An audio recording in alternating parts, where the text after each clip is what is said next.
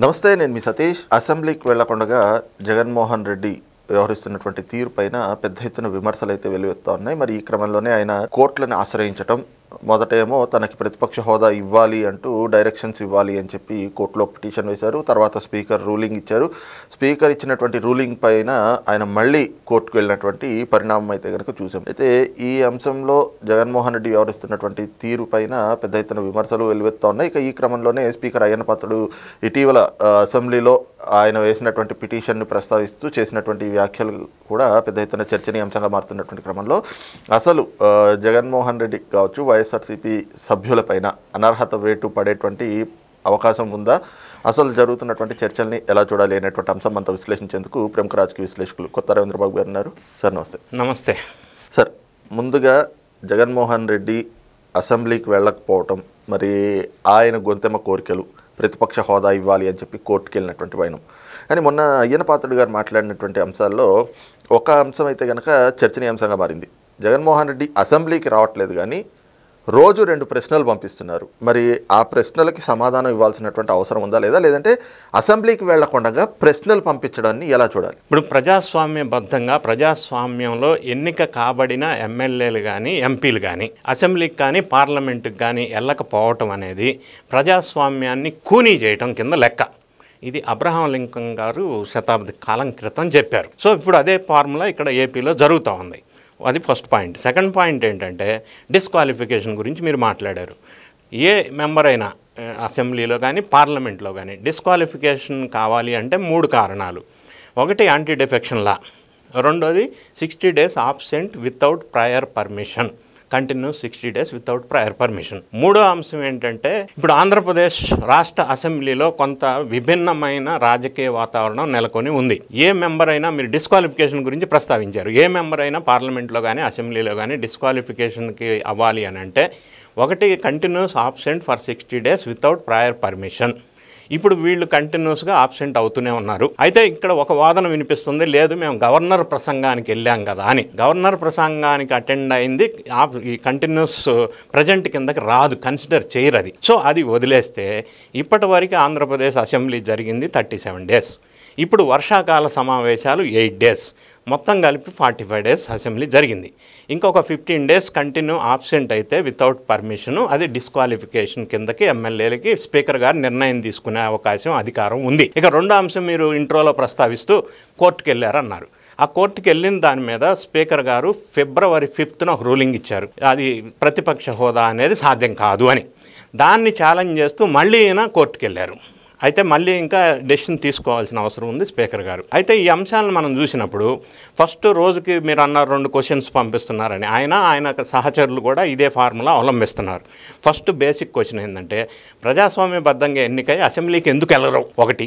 రెండోది వీళ్ళు అసెంబ్లీకి వెళ్ళట్లేదు ఎమ్మెల్యేలు, ఎమ్మెల్సీస్ మాత్రం మండలికి డైలీ వెళ్తున్నారు. ఇది ద్వంద్వ వైఖరి కూడా. ఇక్కడ వెళ్ళొద్దు అంటున్నారు, అక్కడ వెళ్తున్నారు. అక్కడ వెళ్ళినా కూడా సబ్జెక్ట్ పైన చర్చ రాకుండా టాపిక్ డైవర్స్ చేసి దుమారం లేపే ప్రయత్నాలు అక్కడ చేస్తున్నారు. ఇంకొక అంశం ఏంటంటే అసెంబ్లీకి వెళ్తే వచ్చిన నష్టం ఏంటి అని అంటే వీళ్ళు అనేది ఏంటంటే మాకు తగిన సమయం కేటాయించరు. ఒకటి, తగిన సమయం కేటాయిస్తారా లేదా కేటాయించాలా లేదా అనేది అది సభ్యుల సంఖ్యను బట్టి, టాపిక్ను బట్టి, బిజినెస్ అడ్వైజరీ కమిటీలో జరిగిన చర్చను బట్టి స్పీకర్ గారు తగు నిర్ణయం తీసుకోవడం జరుగుతుంది. ఫర్ ఎగ్జాంపుల్ ఒక మెంబరు ఉన్నా కూడా ఎమ్మెల్యేగా, అంటే కమ్యూనిస్ట్ పార్టీకి సంబంధించిన వాళ్ళు గతంలో గుమ్మడి నర్సయ్య లాంటి వాళ్ళు ఒక్కొక్కరున్నా కూడా వాళ్ళకి మాట్లాడే అవకాశం ఇచ్చారు. రెండో అంశం, వీళ్ళు వెళ్తే మాట్లాడటానికి అవకాశం ఇవ్వట్లేదు. అది ప్రధాన అసెంబ్లీలో నాయకుడు ముఖ్యమంత్రి గారికి ఎంత టైం ఇవ్వాలో అంత టైం ఈయనకి ఇవ్వాలని అడుగుతూ ఉన్నారు. అది డిసైడ్ చేయాల్సింది సంఖ్యను బట్టి స్పీకర్ గారు డిసైడ్ చేస్తారు ఒకటి. రెండోది, టైం ఇవ్వలేదని అనుకుందాం, సపోజ్ 1 minute ఇచ్చారు అని అనుకుందాం. ఈయన అసెంబ్లీకి వెళ్ళి ఈ మామిడికాయకి ధర లేదు, మైక్ కట్ చేస్తారు. మళ్ళీ చెప్పు టమాటాకి ధర లేదు, మైక్ కట్ చేస్తారు. మళ్ళీ చెప్పు ఉల్లికి ధర లేదు, యూరియా అందట్లేదు, చెప్పు మళ్ళీ కట్ చేస్తారు. మళ్ళీ చెప్పు.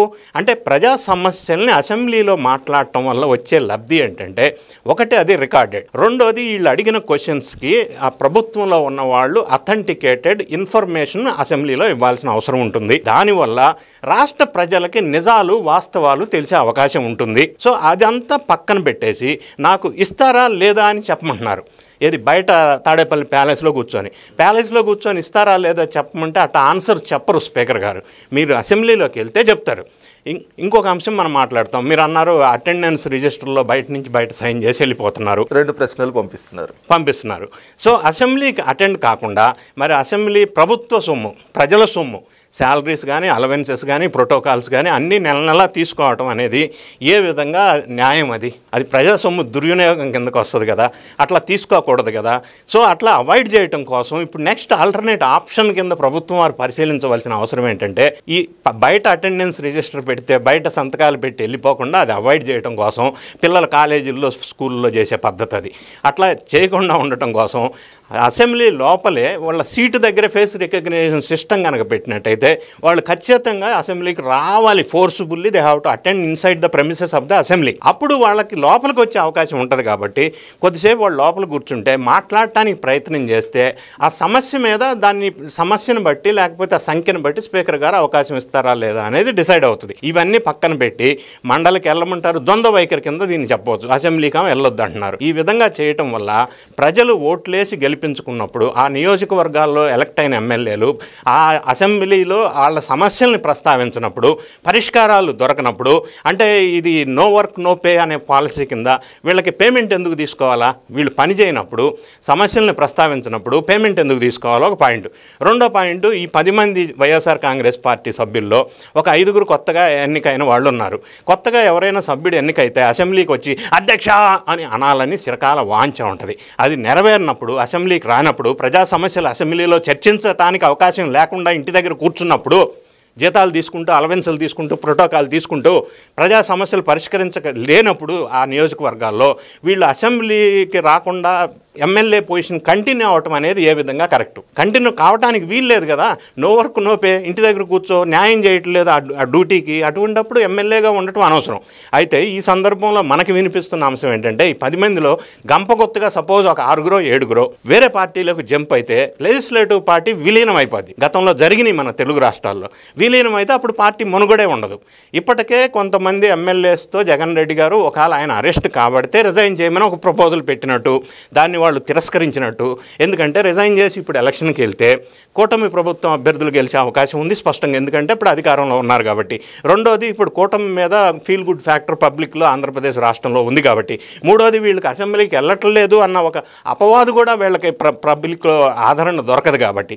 ఈ అంశాలన్నీ పరిశీలించినప్పుడు ఈ పరిస్థితి ఒక పక్కన ఉంటే, వేరే పార్టీలోకి ఇప్పుడు మనం చూస్తున్నాం ఎమ్మెల్సీస్ అంతా ఇప్పటికే 4 జాయిన్ అయిపోయారు. అంటే మండలిలో ఉన్న 34 వాళ్ళ వైఎస్ఆర్ కాంగ్రెస్ పార్టీ సభ్యుల్లో 4 పోతే 30 మందికి వచ్చారు, తగ్గిపోయారు. ఇంకా కొంతమంది ఎమ్మెల్సీస్ జంప్ చేయడానికి రెడీగా ఉన్నారు. ఎమ్మెల్యేలు ఎప్పుడు జంప్ చేయాలని చూస్తున్నారు. మాజీ మంత్రులు వేరే పార్టీ వైపు దిక్కులు చూస్తున్న పరిస్థితి వస్తూ ఉంది. కేసుల్లో గతంలో చేసిన అక్రమాలు వెలుగులోకి రావడం వల్ల ఎవరు ఎప్పుడు కేసు చుట్టుకుంటుందా లేకపోతే ఎవరు ఎప్పుడు జైలు బాట పడతారో తెలియని పరిస్థితి, అగమ్య గోచరమైన పరిస్థితి ఉంది. లిక్కర్ స్కామ్లో ఎన్ఫోర్స్మెంట్ డైరెక్టరేట్ ఇన్వాల్వ్ అవ్వటం వల్ల జగన్ రెడ్డి లేదా కుటుంబ సభ్యులు ఇన్వాల్వ్ అయ్యే పాత్ర అంతిమ లబ్ధిదారులు ఒకవేళ వాళ్ళ పేరు వస్తే మరి పార్టీ మనుగడ ఏందనేది ఒక క్వశ్చన్ జరుగుతుంది. ఇందులో భాగంగానే భారతీ రెడ్డి గారు ఆ పార్టీ నాయకులతో మాట్లాడుతున్నారు, ఆల్రెడీ పగ్గాలు చేతి తీసుకునే విధంగా ప్రయత్నాలు చేస్తున్నారని ఒక చర్చ జరుగుతుంది. ఈ చర్చ మీద నిన్న జగన్ రెడ్డి గారిని ఒక విలేకరు అడిగితే, భారతీ రెడ్డి గారు తీసుకుంటున్నారు పగ్గాలు, మాట్లాడుతున్నారు, మీరు అరెస్ట్ అయితే ప్లాన్ చేసుకుంటున్నారు అని అడిగితే, రాసుకునే వాళ్ళని రాసుకోనండి అబ్బా అన్నాడు. ఖండించాల. అంటే ఇన్ని ప్రతికూల పరిస్థితుల మధ్య పార్టీ మనుగడ కష్టం. ఇంట్లో వాళ్ళు ఒక పక్కన బయటికి వెళ్ళారు. బాబాయ్ హత్య కేసు మళ్ళీ సుప్రీంకోర్టు నుంచి సునీతమ్మ గారికి సిబిఐ కోర్టులో మళ్ళీ సిబిఐ వాళ్ళ చేత ఎంక్వైరీ చేయమని చెప్పి పిటిషన్ వేయమని చెప్పారు. అది ఎక్కడ ఎవరికి మెడకు చుట్టుకుంటుందో తెలియని పరిస్థితి. ఇటువంటి ఇబ్బందికరమైన పరిస్థితులు, సమస్యల విష వలయంలో వైఎస్ఆర్ కాంగ్రెస్ పార్టీ చుట్టుకున్నప్పుడు అసెంబ్లీకి వెళ్ళను అని ఇప్పటికి కూడా స్టాండ్ తీసుకోవటం, పబ్లిక్లోకి వెళ్తానని చెప్పడం, ప్రజల ఆదరణ అయితే కోల్పోతున్న పరిస్థితి, రోజు రోజుకి దిగజారిపోతున్న పరిస్థితి మనకు స్పష్టంగా కనిపిస్తుంది. అగమ్య గోచరమైన పరిస్థితి పార్టీలో నెలకొని ఉన్నది. అందుకే పార్టీ శ్రేణులు వేరే పార్టీల వైపు జంపు చేయడానికి సిద్ధంగా చూస్తున్నారు. రోజుకొకరు జాయిన్ అయ్యే పరిస్థితి మనకు కనిపిస్తూ ఉంది. Thank you.